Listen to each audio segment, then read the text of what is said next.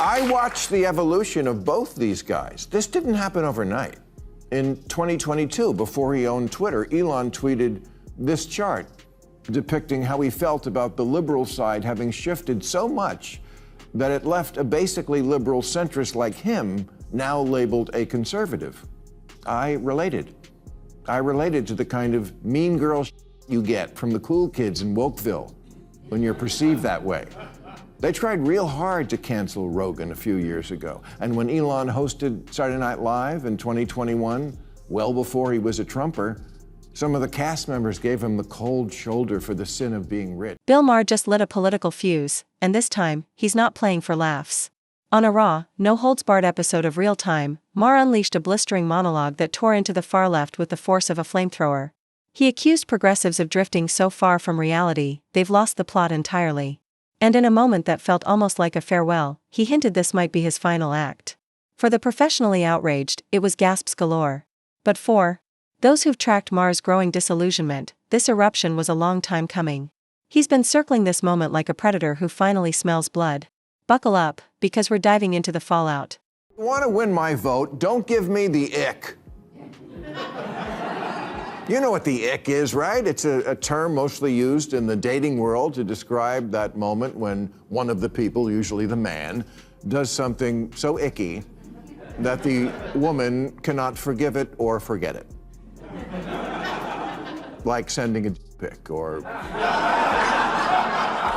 being mean to the waitress, paying for dinner with a coupon, getting his mother to call you when you dump him, asking for in baby voice. Once you give her the ick, it's a wrap. If you're wondering what finally pushed Bill Maher to the edge, here's the unfiltered breakdown. The left, in his eyes, hasn't just lost its way, they've gone full tilt, spinning in circles like a clown car on fire. Maher's been sounding the alarm for years, warning Democrats they're racing toward a political cliff. They shrugged it off. But this latest wave isn't just about fringe ideology, it's about indoctrinating kids to hate their own country while glorifying regimes that would gladly see it fall. That's not progressivism, it's delusion. For Maher, this was the breaking point. He snapped. What followed was a bare-knuckled rant that hit like a sledgehammer. No filters, no soft landings, he let it all fly. And frankly, it was long overdue. Getting the big crowds right now are AOC and Bernie Sanders. They're going around the country. Thank you, there's that same guy. I call him the always wrong guy. Okay, but I feel like, big crowds, again, the shiny object that the Democrats chase. It's not about the big crowds that come out to you when you're talking in a festival or wherever they are. I think it's because I think Bernie showed up at Coachella. That must have been fun for the fans. It's who shows up on Election Day. And I just don't see that's the ticket. I mean, Cory Booker, I know you've worked with him. I like Cory a lot from my home state of New Jersey. Made a speech for 25 hours. Again, just whacking each other off.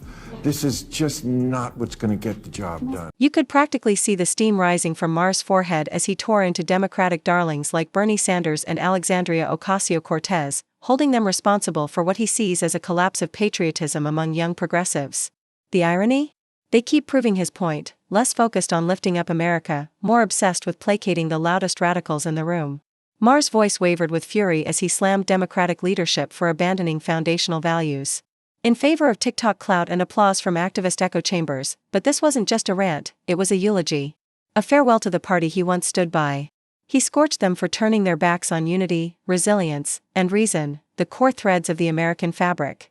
Instead of inspiring a generation to love and lead their country, he argued, they've bred cynics taught to scorn it. For Maher, that's not just frustrating, it's unforgivable. He's not just angry anymore. He's finished. Democrats have become like a royal family that, because of so much, has unfortunately had children who are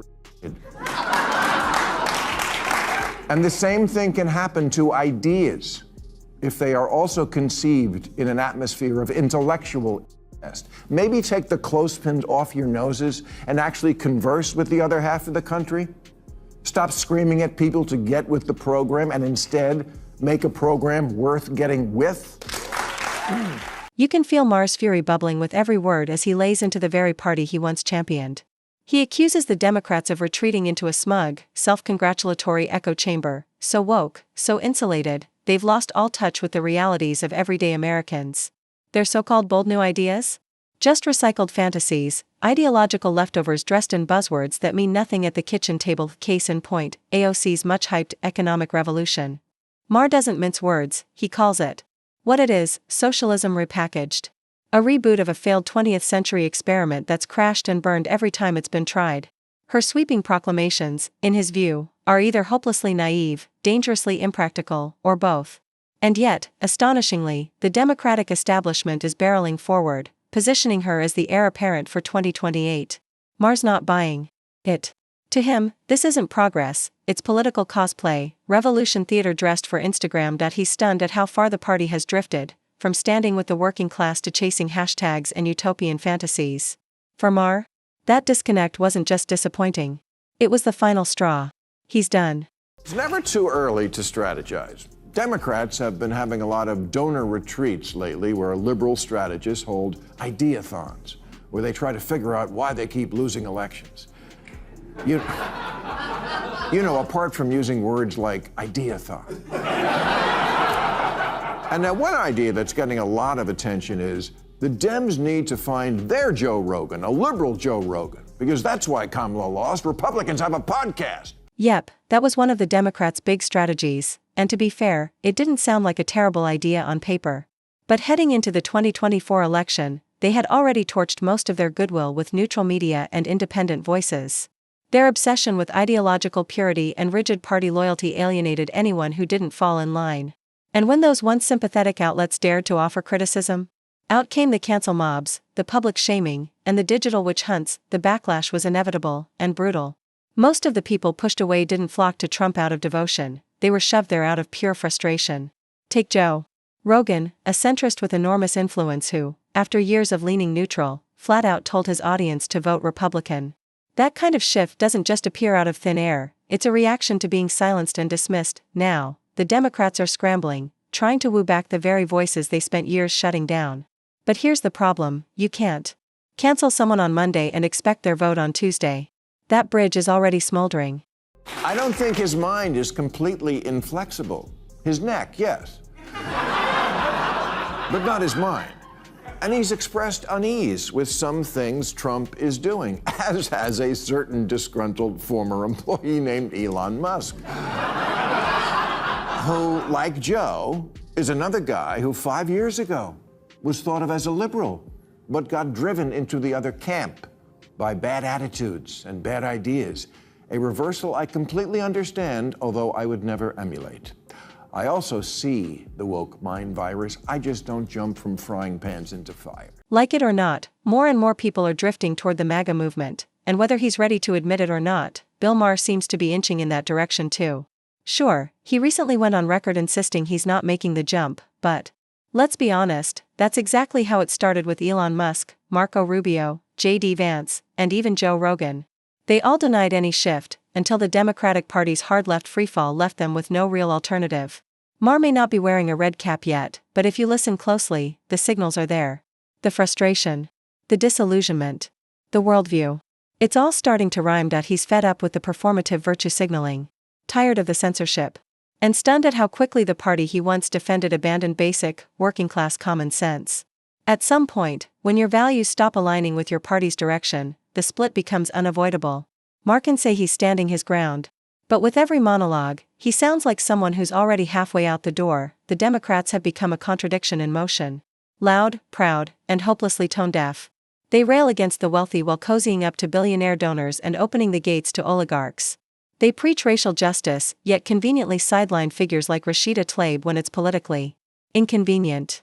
They claim to champion the working class, then back a candidate who's never clocked in, never struggled, and rarely even pretends to understand paycheck-to-paycheck life. And let's be blunt, this supposed party of intellect handed the mic to a man who needs both a teleprompter and divine luck to get through a sentence. It's hypocrisy on stilts, wrapped in delusion, topped with smug self-congratulation. So really, why wouldn't someone like Bill Maher start looking for the exit? When a party detaches from reality, mocks its base, and replaces substance with spectacle, even the most loyal begin to question their allegiance. And Maher?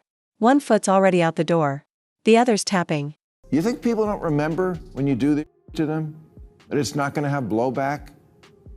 Now me, again, you don't have to win me back because I never left. But all the guys in America like Joe and Elon, yeah, you do have to win them back. The good news is you can.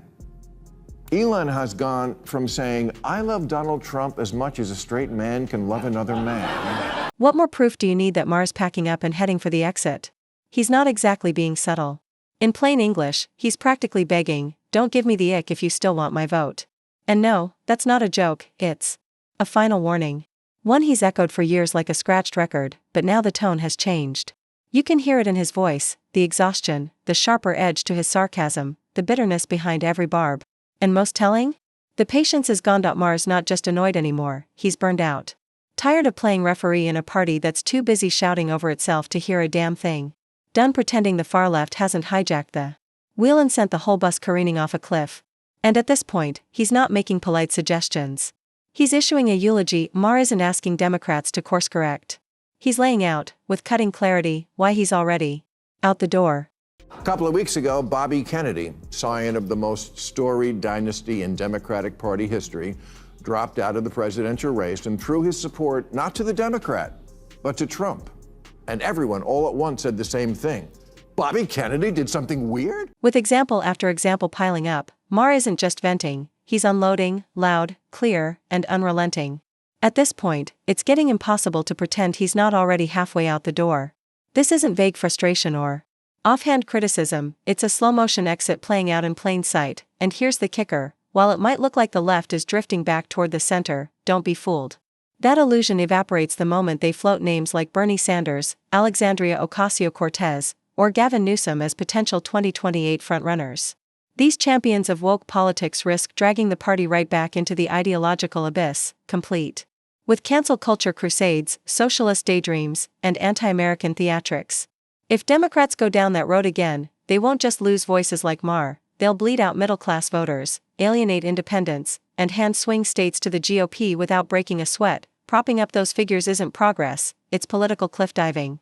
And if they take that leap, they might as well hand the keys to the White House to the Republicans. No recounts, no drama, no surprises. At its core, Maher's fury isn't just about personal betrayal. It's part of a broader reckoning. Lifelong. Liberals like him are watching their party trade in substance for soundbites, principles for performance. And while he's not about to headline a Trump rally, his message has shifted. It's no longer a plea, it's a warning. A flare fired across the bow. If the Democrats keep doubling down on radicalism and elevating figureheads like AOC, Bernie, or Newsom, they won't just be testing Maher's loyalty, they'll be torching their own path back to power. America isn't asking for another revolution.